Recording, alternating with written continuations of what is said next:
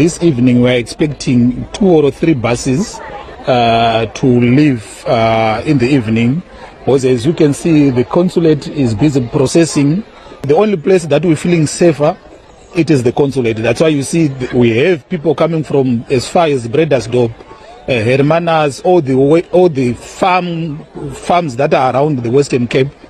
When they are affected, the only place that they are thinking to go is the consulate. That's why you see they are all outside and they are actually sleeping. Unfortunately, they are sleeping outside, because the consulate is only a small space. They can't even house everyone. As you can see, we have more than 1,000 that is housed here. And the good part is we have got so many organizations that are coming through, even our own organizations, Zimbabwe in Cape Town. They have mobilized some food parcels. They have mobilized sanitary and stuff for especially mothers and babies to get through this weekend. Hopefully it will be enough, but I'm not sure, because there are numbers that are still coming on a daily basis. As we speak, there is people that are offloading now. We don't even know where they are coming from. Your country, what is that going to end with? All of us, we should be looking at the state to increase its capacity to deal with this phenomenon. That's what is important. And the issues that have been raised about illegal immigrants in our country, not genuine, not real. They are real, they are truthful. We live amongst our people. I was giving you examples here. These things, you know them yourselves. I'm not talking about stuff that I don't know. And then Samkele Askur, don't we think the ANC has failed South Africans in relation to this in relation to this particular matter of illegal immigration and all of that? Failure will be the simplest way of saying ANC government has actually failed. But the fact of the matter is that the matter is more complex than that. It's more complex than that. And therefore it needs to be attended to vehemently. We've been dealing with this thing since we came into power. Even before we came into power, Africans have come into this country in the city of gold and work in the mines. The Basotho nationals, Botswana, the Zimbabweans, the Mozambicans have worked in the mines. And some of them refused to be unionized under the National Union of Mine Workers and subjected themselves to the exploitation of the mining companies in our country. And therefore they were protected. It is the ANC that came into power and undermined that and unionized in the mines and recognized the unions. You remember the black and black violence, Amaxhosa, Nabatswana, Namachangani in the mines. Because of what? Of CAB work. When others who are South Africans championed strikes in the mines, those who came from outside the country who were illegal and foreign nationals did not strike, and they were used as scab labor in our country. It is perpetuated now in our streets through the porous borders. And when the economies of Zimbabwe collapsed, we then witnessed the unprecedented amount of Africans crossing the Limpopo River among crocodiles coming into our country with children, crossing to South Africa for survival. When Robert Mugabe fought for land redistribution in Zimbabwe, and Zimbabwe subjected to sanctions and paralyzed to the ground, when Zimbabwe was the breadbasket of the African continent, and Zimbabweans did not need to come to South Africa to look for jobs, including petty jobs working in our homes, because they were satisfied in Zimbabwe. There are mines in Zimbabwe. Breadbasket, they were working in the fields in Zimbabwe. They came into our country after Mugabe, forcefully. After 10 years of the Lancaster collapse, that now we are taking land. And they said Mugabe is doing land grab. Tony Blair and the United States of America withdrew the economic support and investment in Zimbabwe and collapsed the Zimbabwean economy. But they still exploit the natural resources of Zimbabwe. Zimbabweans, the whole country is here in South Africa. We had to even include exemption permits for Zimbabweans. Why are Botswana nationals not here in South Africa? In their numbers, they are happy in Botswana. Swazis, Abesuthu, they are there, others are still here, but they are there in their countries in numbers. Why are they here? No justification for that. We have been talking to them from the days of Thabo Mbeki that give Zimbabweans what we have agreed to them. They looked away. Masel ndo chinhu chakatanga kuitwa nevarweri sununguko wovhetenzi tichirwa hondo. Handiti munoyeuka muno mese mange mine masere enyuka pakanopera hondo. Handiti tange tasvika padistrict, handiti taizviitirei?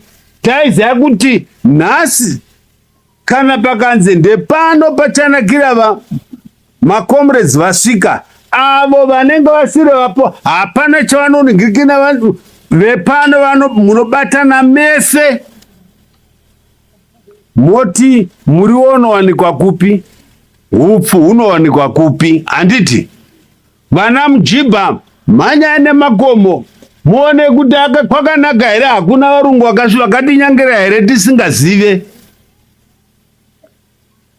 Vana chimbwido chitogadzirai mubike. Ndo zvaiitwa izvozvo kuti hondo ifambe. Musangano ufambe. Zvinhu zvaenderana mberi izvi. Zvinoiko zvino takuvaka kuti hondo yapera, asi hondo yange iri yekuridzirana pfuti yapera. Hondo yakapera here?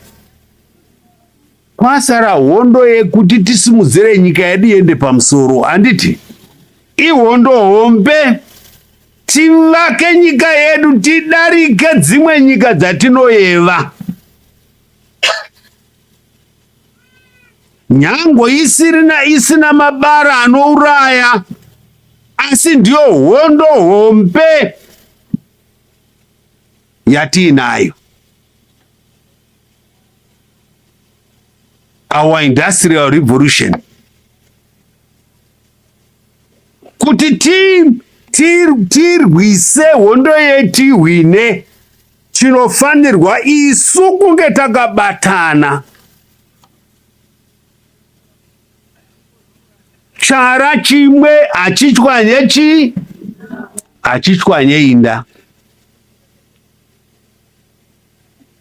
Kuti tibatane apa, hatifanirwa kuti mumwe ari kubika sadza pano tari kutora hupfu, umwe ari kutopakura sadza isati raibva akufanira furidzira achidya. Zvingaite here? Regai sadza ribikwe ribve rigopuwa munhu wose, tigodya tese. Tigoita sei? Tigoguta.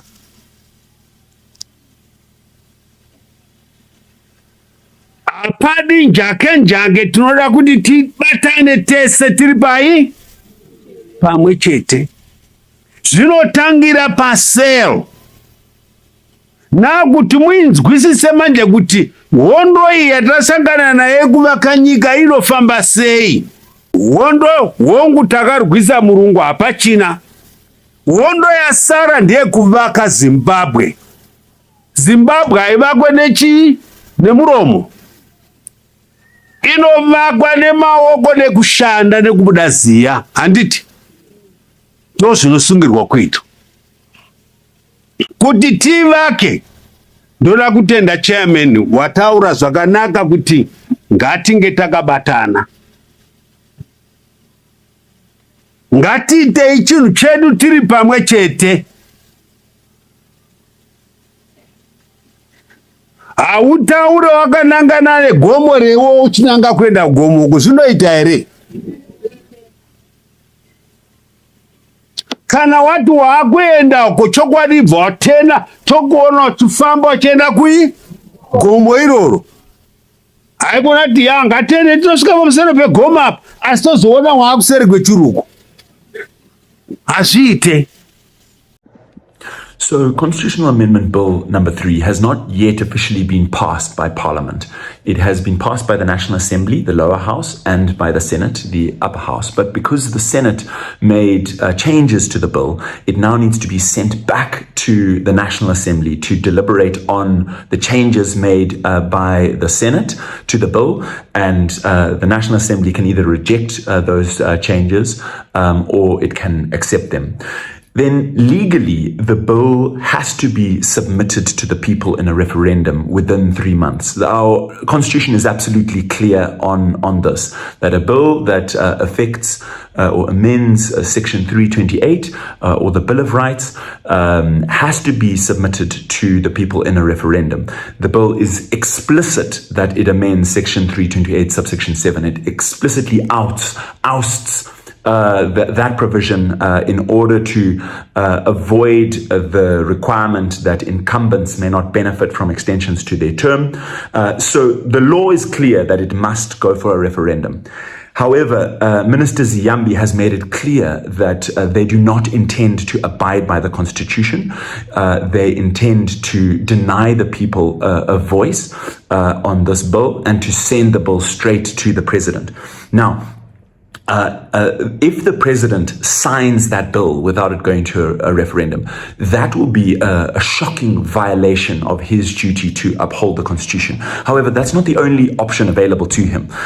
If the president has reservations with this bill, which one would expect the president probably does, since he has been clear from the outset that he has every intention of leaving when his term is up, he can send it back to Parliament, explaining his reservations, and Parliament will then deliberate on the President's reservations, and they can take those reservations into account. Perhaps in this instance they may make some changes so that it doesn't benefit the incumbents, or perhaps they make changes making it clear that it will be sent to a referendum. But if they choose not to do that and send it back to the president without dealing with his reservations, then the president has a further option. He can then refer that bill to the Constitutional Court for clarity on that issue and on the constitutionality of the bill. So if once the bill is sent to the president, we do certainly hope that the president will uphold his duty to defend the Constitution and use all options available to him to ensure that is done. If the president does sign the bill, it then will become law, but that's not the end of the road, because that law can then be challenged in the Constitutional Court. You will recall that in the Prince Dubego Sibanda case, the Constitutional Court said that the matter he had brought to the court was not yet ripe because it hadn't yet Parliament, it hadn't yet gone through the full legislative process. So once the president signs that bill into law, that matter will now be ripe for determination by the Constitutional Court, and certainly there will be litigation if it gets as far as that, and then the Constitutional Court will have to deliberate on a number of legal issues, but central, of course, will be this question of whether it is lawful for such a bill to be enacted and signed by the president without it being submitted to the people in a referendum, as the Constitution explicitly requires that it ought to. So there will then be further litigation around that issue, and the Constitutional Court will then give us a determination on that. Then, in terms of what the people of Zimbabwe can do, I think we've been clear from the outset that this struggle against CAB3 is going to play out in at least three arenas, and I would add a fourth. The three main arenas are, of course, Parliament, which we have seen play out over the last few months. Then the courts, which is still very much yet to come.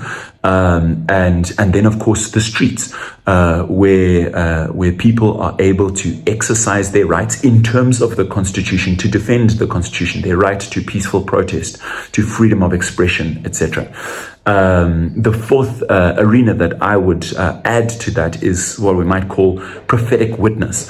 We have seen the role that churches have played in speaking out against this, the spiritual dimension of all of this, because I do believe that there's a very dark spiritual side to what is going on with all of this, and CAB3 needs to be resisted in all four of those arenas.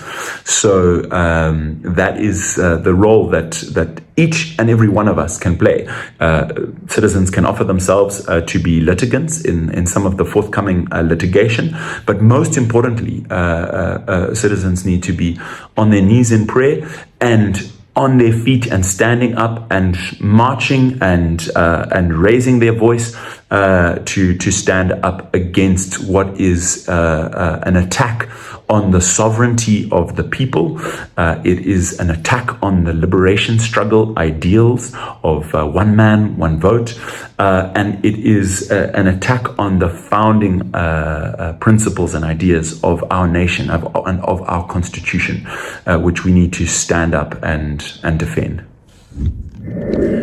And if after all of those processes have played out and the struggle against CAB3 really has been prosecuted to its bitter end, and after all of that CAB3 still stands, then yes, the sad news is that it will have a devastating impact on our nation.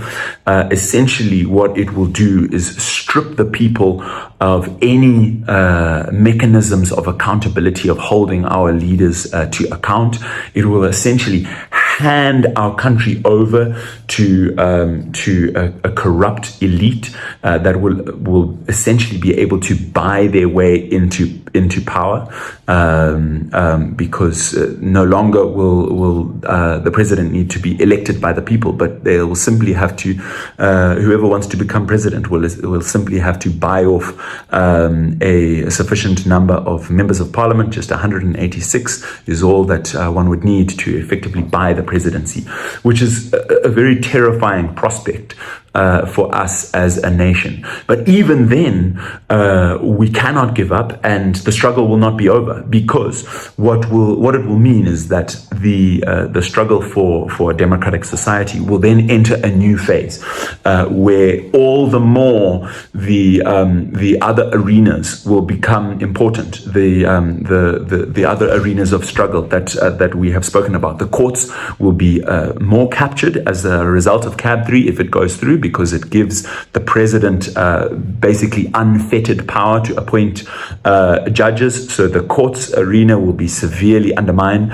But the arena of the streets will always be there, will always be available, even if our society becomes increasingly repressive, which it is likely to do. And we've seen that even just in the last few days with the clampdown on those speaking out on what's happening to vendors in Chiredzi. So we are likely to see it become more repressive, but that avenue is always available to citizens, because even in the most repressive dictatorships, where people come together, where people throw off the shackles of fear, where people get organized and mobilized and creative and are able to take non-violent action to demand their rights. Dictatorships all around the world have been transformed into more democratic societies, and Zimbabwe is no different. That can happen in Zimbabwe, and I do believe that the arc of history is long, but it bends towards justice. And so each and every one of us has a role to play in playing a small part in trying to just bend that arc of history, that long arc of history towards justice, and in our nation of Zimbabwe to stand up for what is right.